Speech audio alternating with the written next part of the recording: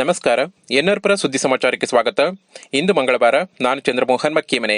ಸುದ್ದಿಗಳ ವಿವರ. ಪತ್ರಕರ್ತರು ಯಾವುದೇ ಸರ್ಕಾರದ ಪರವಾಗಿ ಕೆಲಸ ಮಾಡದೆ ಜನಸಾಮಾನ್ಯರ ಸಮಸ್ಯೆಗಳ ಪರವಾಗಿ ಕೆಲಸ ಮಾಡಬೇಕು ಎಂದು ಚಿಕ್ಕಮಗಳೂರು ಉಡುಪಿ ಲೋಕಸಭಾ ಕ್ಷೇತ್ರದ ಸಂಸದ ಕೋಟಾ ಶ್ರೀನಿವಾಸ ಪೂಜಾರಿ ಕರೆ ನೀಡಿದರು. ಅವರು ಭಾನುವಾರ ಬಾಳೆಹೊನ್ನೂರಿನ ರೋಟರಿ ಭವನದಲ್ಲಿ ನಡೆದ ಎನ್ಆರ್ಪುರ ತಾಲೂಕು ಪತ್ರಕರ್ತರ ದಿನಾಚರಣೆ ಕಾರ್ಯಕ್ರಮವನ್ನು ಉದ್ಘಾಟಿಸಿ ಮಾತನಾಡಿದರು. ಶಾಸಕಾಂಗ, ಕಾರ್ಯಾಂಗ ಮತ್ತು ನ್ಯಾಯಾಂಗಗಳು ತಮ್ಮದೇ ಆದ ಚೌಕಟ್ಟಿನಲ್ಲಿ ಕರ್ತವ್ಯ ನಿರ್ವಹಿಸುತ್ತವೆ. ಅದೇ ರೀತಿಯಾಗಿ ಪತ್ರಿಕಾ ರಂಗವು ಶಾಸಕಾಂಗ, ನ್ಯಾಯಾಂಗ ಹಾಗೂ ಕಾರ್ಯಾಂಗ ದಾರಿ ತಪ್ಪಿದಾಗ ಅದನ್ನು ಎಚ್ಚರಿಸುವ ಕೆಲಸ ಮಾಡಬೇಕು ಎಂದರು. ಮುಖ್ಯ ಅತಿಥಿಯಾಗಿದ್ದ ಶಾಸಕ ಟಿಡಿ ರಾಜೇಗೌಡ ಮಾತನಾಡಿ, ಪತ್ರಿಕೋದ್ಯಮದ ಇತಿಹಾಸ ಬಹಳ ದೊಡ್ಡದಾಗಿದೆ. ಸ್ವಾತಂತ್ರ್ಯ ಹೋರಾಟದಲ್ಲಿ ಚಳಿವಳಿಗಳಲ್ಲಿ ಪತ್ರಿಕೋದ್ಯಮದ ಪಾತ್ರ ಬಹಳ ಮುಖ್ಯವಾಗಿತ್ತು. ಪತ್ರಕರ್ತರ ಲೇಖನಿ ಖಡ್ಗಕ್ಕಿಂತ ಹರಿತವಾಗಿದೆ. ಸರ್ಕಾರದ ಸವಲತ್ತುಗಳು, ಜನಪರ ಕಾರ್ಯಕ್ರಮಗಳನ್ನು ಜನರಿಗೆ ತಲುಪಿಸುವಲ್ಲಿ ಪತ್ರಿಕೆಗಳ ಪಾತ್ರ ಹಿರಿದಾಗಿದೆ ಎಂದರು.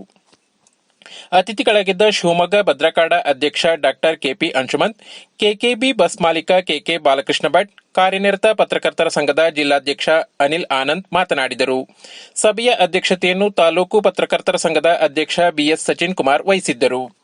ಪತ್ರಕರ್ತರ ಸಂಘದ ಕಾರ್ಯದರ್ಶಿ ನಾಗರಾಜ ಭಟ್, ಗೌರವ ಅಧ್ಯಕ್ಷ ಕೆವಿ ನಾಗರಾಜ್ ಉಪಸ್ಥಿತರಿದ್ದರು.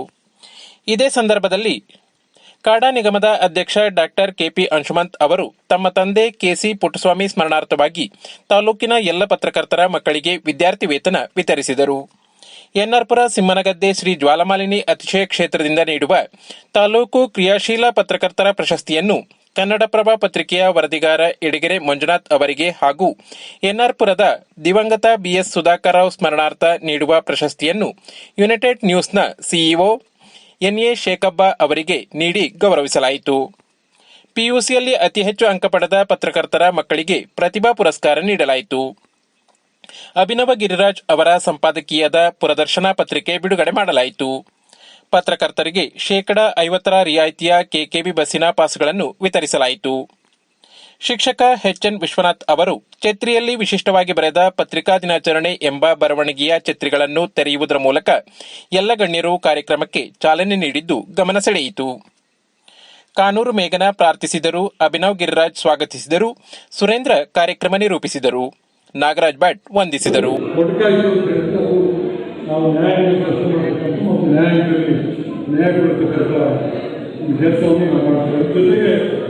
ಸರ್ಕಾರದೆಲ್ಲ ಜನರಿಗೆ ನಾನು ಎನ್ಆರ್ಪುರದ ಮಾಧ್ಯಮ ರಂಗದ ತಾಲೂಕು ಪತ್ರಕರ್ತರ ಸಂಘಕ್ಕೆ ವೈಯಕ್ತಿಕ ನೆಲೆಯಲ್ಲಿ ನನ್ನ ಅಭಿನಂದನೆಗಳನ್ನು, ಧನ್ಯವಾದಗಳನ್ನು ಸಲ್ಲಿಸುತ್ತೇನೆ. ನಾವೆಲ್ಲ ರಾಜಕಾರಣಿಗಳು ಎಲ್ಲ ವಿಚಾರದಲ್ಲೂ ಭಯ ಆಗಬಾರ್ದು ಅಂತ ಒಂದು ನಿಯಮ ಇದೆ. ಯಾಕಂದರೆ ತಪ್ಪು ಕಡಿಮೆ ಆಗಬೇಕು ಅನ್ನೋದು ಉದ್ದೇಶ. ಆದರೆ ಮಾಧ್ಯಮಗಳು ಸ್ವತಂತ್ರ ಪೂರ್ವದಲ್ಲಿ, ಸ್ವತಂತ್ರ ನಂತರದಲ್ಲಿ ಪ್ರಚಲಿತ ಜನಗಳಲ್ಲಿ ಯಾವ ರೀತಿ ಕೆಲಸಗಳು ಮಾಡ್ತಾ ಇದೆ ಅನ್ನೋದನ್ನ ಓದುಗರಾಗಿ ನಾವೆಲ್ಲ ಕಂಡವು.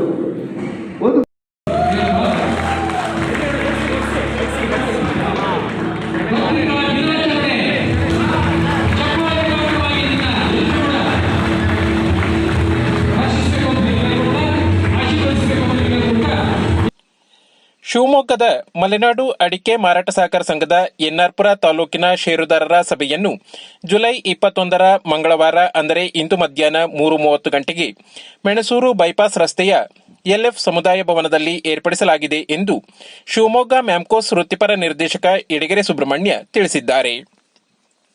ಅವರು ಪತ್ರಿಕಾ ಹೇಳಿಕೆ ನೀಡಿ, ಸಭೆಯು ಮ್ಯಾಮ್ಕೋಸ್ನ ಉಪಾಧ್ಯಕ್ಷ ಹುಲ್ಕುಳಿ ಎಚ್ಎಸ್ ಮಹೇಶ್ ಅಧ್ಯಕ್ಷತೆಯಲ್ಲಿ ನಡೆಯಲಿದ್ದು, ನಿರ್ದೇಶಕ ಜಿಎಸ್ ಪ್ರಸನ್ನ, ವೃತ್ತಿಪರ ನಿರ್ದೇಶಕ ಯಡಿಗೆರೆ ಸುಬ್ರಹ್ಮಣ್ಯ ಹಾಗೂ ಆಡಳಿತ ಮಂಡಳಿಯ ಎಲ್ಲ ನಿರ್ದೇಶಕರುಗಳು ಪಾಲ್ಗೊಳ್ಳಲಿದ್ದಾರೆ. ಸಭೆಯಲ್ಲಿ ಸಂಸ್ಥೆಯ 1 ವರ್ಷದ ಪ್ರಗತಿ, ಇದುವರೆಗೆ ಕೈಗೊಂಡಿರುವ ಹಾಗೂ ಮುಂದಿನ ದಿನಗಳಲ್ಲಿ ಕೈಗೊಳ್ಳಲಿರುವ ಕಾರ್ಯಗಳು, ಅಡಿಕೆಯ ಪ್ರಚಲಿತ ವಿದ್ಯಮಾನಗಳು ಹಾಗೂ ಮಾರುಕಟ್ಟೆ ಪರಿಸ್ಥಿತಿ ಬಗ್ಗೆ ಸಭೆಯ ಗಮನಕ್ಕೆ ತರಲಾಗುವುದು. ಎನ್ಆರ್ಪುರ ತಾಲೂಕಿನ ಎಲ್ಲ ಸದಸ್ಯರು ಸಭೆಗೆ ಆಗಮಿಸಿ ತಮ್ಮ ಸಲಹೆ ನೀಡಬಹುದು ಎಂದು ಅವರು ತಿಳಿಸಿದ್ದಾರೆ. ಕಳೆದ 2-3 ದಿನಗಳಿಂದ ಎನ್ಆರ್ಪುರ ತಾಲೂಕಿನ ಮುತ್ತಿನಕೊಪ್ಪ ಗ್ರಾಮ ಪಂಚಾಯಿತಿ ವ್ಯಾಪ್ತಿಯ ಬೈರಾಪುರ ಗ್ರಾಮದಲ್ಲಿ ಚಿರತೆ, ನಾಯಿ ಮತ್ತು ಕುರಿಯನ್ನು ಬೇಟೆಯಾಡುತ್ತಿದ್ದು ಗ್ರಾಮಸ್ಥರು ಆತಂಕಕ್ಕೆ ಒಳಗಾಗಿದ್ದಾರೆ. ಮುತ್ತಿನಕೊಪ್ಪ ಗ್ರಾಮ ಪಂಚಾಯಿತಿ ವ್ಯಾಪ್ತಿಯ ಬೈರಾಪುರ ಮತ್ತು ಮರಾಠಿ ಕ್ಯಾಂಪ್ನಲ್ಲಿ 1 ತಿಂಗಳ ಹಿಂದೆ ಚಿರತೆಯೊಂದು ಶಾಲಾ ಮಕ್ಕಳಿಗೆ ಕಾಣಿಸಿಕೊಂಡಿತ್ತು. ಗ್ರಾಮಸ್ಥರು ಗಾಬರಿಗೊಂಡು ಅಂಗನವಾಡಿ ಮತ್ತು ಶಾಲೆಗಳಿಗೆ ಸತತ 3 ದಿನಗಳ ಕಾಲ ತಮ್ಮ ಮಕ್ಕಳನ್ನು ಕಳುಹಿಸಿರಲಿಲ್ಲ.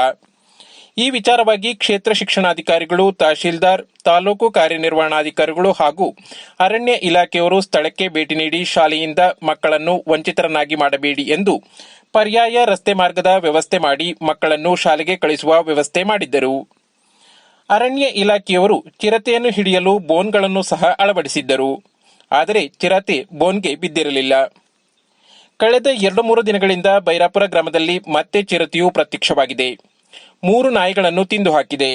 ಭಾನುವಾರ ರಾತ್ರಿ 1 ಕುರಿಯನ್ನು ಭೇಟಿ ಮಾಡಿ ಕೊಂದು ಹಾಕಿದೆ. ಇದರಿಂದ ಗ್ರಾಮಸ್ಥರು ಆತಂಕಕ್ಕೆ ಒಳಗಾಗಿದ್ದಾರೆ. ಆದಷ್ಟು ಬೇಗ ಅರಣ್ಯ ಇಲಾಖೆಯವರು ಚಿರತೆಯನ್ನು ಬಂಧಿಸುವ ಕಾರ್ಯ ಮಾಡಬೇಕು ಎಂದು ಗ್ರಾಮಸ್ಥರು ಆಗ್ರಹಿಸಿದ್ದಾರೆ. ನರಸಿಂಹರಾಜಪುರ ತಾಲೂಕಿನ ಕಡಹೇನಬೈಲು ಗ್ರಾಮ ಪಂಚಾಯಿತಿಯ ಮಾಕೋಡು ಜಿನೇಶ್ ಶೈಜು ತೇಲಕಾಡನ್ ಅವರು ಬೆಂಗಳೂರಿನ ವಿಜಯನಗರದಲ್ಲಿ ಶನಿವಾರ ನಡೆದ ರಾಕ್ಪಿಟ್ 2026 state level open Karnataka dead lift ಚಾಂಪಿಯನ್ಶಿಪ್ನಲ್ಲಿ 74 ಕೆಜಿ ಸೀನಿಯರ್ ವಿಭಾಗದಲ್ಲಿ ಭಾಗವಹಿಸಿ 235 ಕೆಜಿ ಭಾರವನ್ನು ಎತ್ತುವ ಮೂಲಕ ಪ್ರಥಮ ಸ್ಥಾನ ಪಡೆದಿದ್ದಾರೆ. ಮಾಕೋಡು ಜಿನೇಶ್ ಶೈಜು ತೈಲಕಾಡನ್ ಅವರು ಕಳೆದ 3 ವರ್ಷದಲ್ಲಿ ರಾಜ್ಯ ಮಟ್ಟದ ಭಾರ ಎತ್ತುವ ಸ್ಪರ್ಧೆಯಲ್ಲಿ ಸತತವಾಗಿ 6 ಬಾರಿ ಪ್ರಥಮ ಸ್ಥಾನ ಪಡೆದಿದ್ದಾರೆ. 4 ಬಾರಿ 66 ಕೆಜಿ ವಿಭಾಗದಲ್ಲಿ ಭಾಗವಹಿಸಿ ಕ್ರಮವಾಗಿ 210 ಕೆಜಿ, 222.5 ಕೆಜಿ, 220 ಕೆಜಿ ಹಾಗೂ 227.5 ಕೆಜಿ ಭಾರ ಎತ್ತಿ ಪ್ರಥಮ ಸ್ಥಾನ ಪಡೆದಿದ್ದರು. ಅಲ್ಲದೆ 1 ಬಾರಿ 74 ಕೆಜಿ ವಿಭಾಗದಲ್ಲಿ ಭಾಗವಹಿಸಿ 227.5 ಕೆಜಿ ಭಾರ ಎತ್ತಿ ಪ್ರಥಮ ಸ್ಥಾನ ಹಾಗೂ ಮತ್ತೊಂದು ಬಾರಿ 225 ಕೆಜಿ ಭಾರ ಎತ್ತಿ ದ್ವಿತೀಯ ಸ್ಥಾನ ಪಡೆದಿದ್ದರು. ಅಲ್ಲದೆ 2 ಬಾರಿ ಸ್ಟ್ರಾಂಗ್ ಮ್ಯಾನ್ ಆಫ್ ಕರ್ನಾಟಕ ಎಂಬ ಬಿರುದು ಮುಡಿಗೇರಿಸಿಕೊಂಡಿದ್ದಾರೆ.